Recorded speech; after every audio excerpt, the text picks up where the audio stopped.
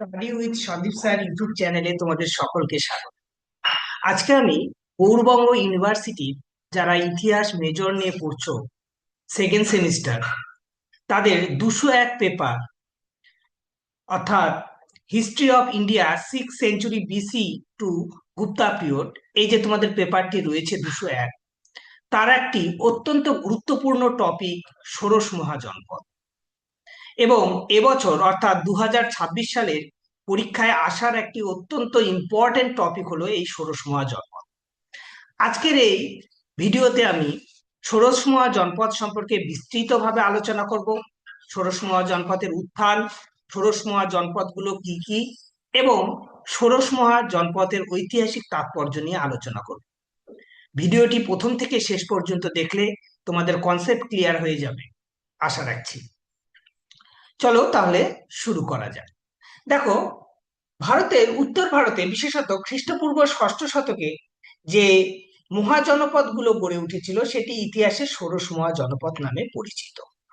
এই ষোড়শ মহাজনপদের উত্থান কেন ঘটেছিল, অর্থাৎ বৈদিক যুগে যদি আমরা দেখি তাহলে দেখব যেখানে জনপদ ভিত্তিক রাষ্ট্র ব্যবস্থা বা জনপদ ভিত্তিক ব্যবস্থা বজায় ছিল, সেখান থেকে কিভাবে এই ষোড়শ মহাজনপদের উত্থান ঘটল। পরবর্তী বৈদিক যুগের শেষের দিকে আমরা দেখি যে বেশ কিছু পরিবর্তন ঘটতে শুরু করে। তার মধ্যে অন্যতম হলো লোহার ব্যাপক ব্যবহার শুরু করে, এবং এই লোহার ব্যবহার যেটা কৃষি, অর্থনীতি ইত্যাদির ক্ষেত্রে এক ব্যাপক পরিবর্তন নিয়ে আসে। কি হয়, লোহার ব্যবহারের ফলে, কৃষিক্ষেত্রে লোহার ব্যবহারের ফলে একদিকে যেমন উৎপাদনে উদ্বৃত্ত আসতে শুরু করে, যার ফলে অর্থনীতির সম্প্রসারণ ঘটে।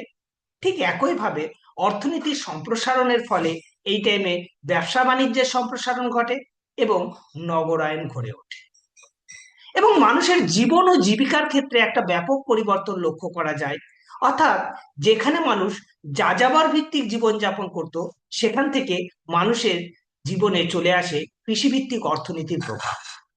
অর্থাৎ মানুষ যেখানে যাযাবর ছিল সেখান থেকে মানুষ স্থায়ী বসতির দিকে মানুষের দৃষ্টি আকর্ষণ করে।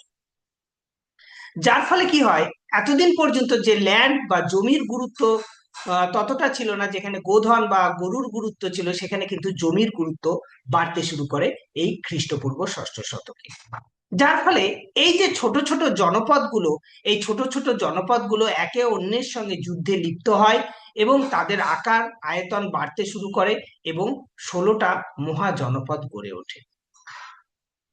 এই 16টি মহাজনপদের মধ্যে 15টি উত্তর ভারতে অবস্থান করছে, শুধু একটি দক্ষিণ ভারতে অবস্থান করছে, অসম।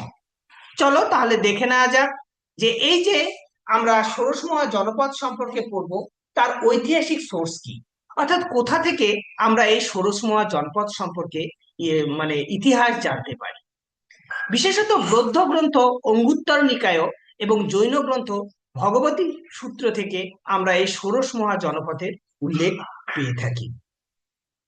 তোমরা যদি এই টপিকটির উপরে বা সেকেন্ড সেমিস্টারের সমস্ত নোট পিডিএফ আকারে পেতে চাও বা অনলাইনে তোমরা টিউশন পড়তে চাও, তাহলে অবশ্যই আমার সঙ্গে এই স্ক্রিনে দেওয়া হোয়াটসঅ্যাপ নাম্বারে যোগাযোগ করবে।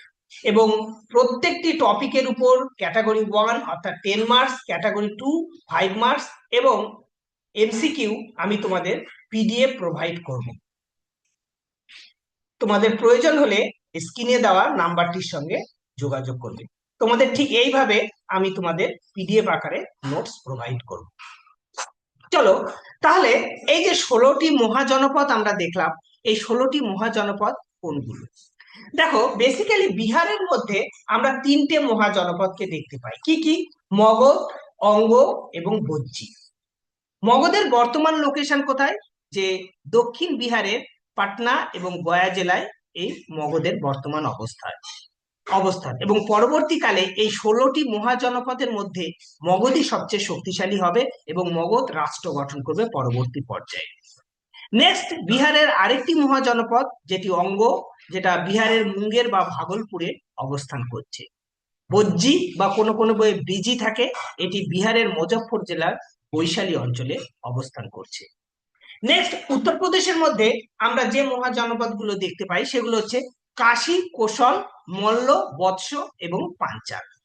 কাশী কোথায়? বর্তমান বারাণসী ও তার পার্শ্ববর্তী অঞ্চলে কাশীর অবস্থান। কোশল পূর্ব উত্তরপ্রদেশ ও অযোধ্যা অঞ্চলে। মল্ল উত্তরপ্রদেশের গোরক্ষপুর জেলায়। বৎস এলাহাবাদ অঞ্চলে। এবং পাঞ্চাল উত্তরপ্রদেশের রোহিলাখণ্ড অঞ্চলে। মধ্য ও পশ্চিম ভারতে যে মহাজনপদ গুলোকে আমরা দেখেছি সেগুলো হচ্ছে কুরু, যেটা দিল্লি, মিরাট ও হরিয়ানা অঞ্চলে অবস্থান করছে। মৎস্য রাজস্থানের জয়পুর ও আলোয়ার। চেদি বুন্দেলখণ্ড অঞ্চল। অবন্তী মধ্যপ্রদেশের মালব ও উজ্জয়িনী অঞ্চল। সুরসেন মথুরা ও তার পার্শ্ববর্তী অঞ্চল। এই প্রশ্নটি যখন তোমরা উত্তর করবে ষোড়শ মহাজনপদ, তখন কিন্তু এই 16টি মহাজনপদ এবং তাদের বর্তমান লোকেশন পরীক্ষার জন্য খুব ইম্পর্টেন্ট। নেক্সট, প্রান্তিক অর্থাৎ ভারতের উত্তর পশ্চিম সীমান্ত এবং দক্ষিণ ভারতের অঞ্চলগুলোতে আমরা যে মহাজনপদ গুলো দেখি তার মধ্যে গান্ধার এবং কম্বোজ, এটি ভারতের উত্তর পশ্চিম সীমান্ত, এবং গান্ধার বর্তমানে পাকিস্তানের পেশোয়ার ও রাউলপিন্ডি অঞ্চলে অবস্থান করছে। কম্বোজ কাশ্মীর সংলগ্ন অঞ্চল, উত্তর পশ্চিম সীমান্ত এবং আফগানিস্তানে কম্বোজের অবস্থান। একমাত্র একটি জনপদ যেটি দক্ষিণ ভারতের গোদাবরী নদীর তীরে অবস্থান করেছে সেটি হচ্ছে অসম। এই 16টি হলো আমাদের ষোড়শ মহাজনপদ। সাধারণভাবে দেখো কিভাবে ষোড়শ মহাজনপদে পরিবর্তন ঘটে বা রাজনৈতিক ক্ষেত্রের গুরুত্ব কি। আমরা পরবর্তী বৈদিক যুগে যেখানে দেখি ছোট ছোট ট্রাইব গুলো এরকম গোষ্ঠীবদ্ধভাবে জীবনযাপন করত এবং তাদের কাছে যে উপজাতীয় আনুগত্য তাদের প্রধান ভূমিকা ছিল, কিন্তু পরবর্তীকালে আমরা দেখতে পাই খ্রিস্টপূর্ব ষষ্ঠ শতকে রাজনৈতিক ক্ষেত্রে একটা পালাবদল ঘটে এবং যেখানে উপজাতি থেকে সরে গিয়ে মানুষ নির্দিষ্ট ভূখণ্ড বা রাষ্ট্রের প্রতি মানুষের আকর্ষণ বাড়তে থাকে এবং রাষ্ট্র কাঠামোর যে মেন বৈশিষ্ট্য সেটা কিন্তু এই টাইমে আমরা লক্ষ্য করতে পারি। এই যে আমরা 16টি মহাজনপদ দেখলাম, তার মধ্যে কিছু জনপদ ছিল যেগুলো প্রজাতান্ত্রিক বৈশিষ্ট্য বজায় ছিল এবং কিছু রাজতান্ত্রিক। প্রজাতান্ত্রিকের মধ্যে বিশেষত বজ্জী এবং মল্ল, এই দুটো ছিল প্রজাতান্ত্রিক বা অনেকটা গণতান্ত্রিক রীতিনীতি, কিন্তু গণতান্ত্রিক রীতিনীতি হলো বর্তমান যে ডেমোক্রেটিক ফিচার্স তার সঙ্গে এর পার্থক্য ছিল। নেক্সট, বাকি জনপদগুলো আমরা দেখতে পাই যে সেগুলোতে কিন্তু রাজতান্ত্রিক, অর্থাৎ 16টি মহাজনপদের মধ্যে আমরা দেখতে পাচ্ছি যে বজ্জী এবং মল্লতে গণতান্ত্রিক, এছাড়াও বাকি যেগুলোতে সেগুলোতে মোটামুটি রাজতান্ত্রিক শাসন ব্যবস্থা বজায় থাকছে। ঐতিহাসিক দিকে এই ষোড়শ মহাজনপদের ঐতিহাসিক তাৎপর্য কি? দেখো, ষোড়শ মহাজনপদের উত্থানের ফলে নগর কেন্দ্রিক অর্থনীতির বিকাশ ঘটে। অর্থাৎ কি, মানুষ এই টাইমে আমরা দেখতে পাই এই ষোড়শ মহাজনপদের টাইম পিরিয়ডে আমরা বেশ কিছু নতুন নতুন নগরের উত্থান ঘটে, যেমন বৈশালী, পাটলিপুত্র ইত্যাদি।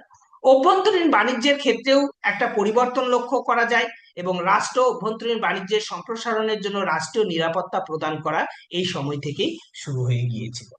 নেক্সট, এই টাইমে আমরা একটা দেখি 6th সেঞ্চুরি বিসিতে, সেটা হচ্ছে মুদ্রা ভিত্তিক অর্থনীতি বা ভারতীয় প্রেক্ষাপটে যে ফার্স্ট যে 5 মার্ক কয়েন বা সাবযুক্ত মুদ্রার প্রচলন এই সময়ে শুরু হয়।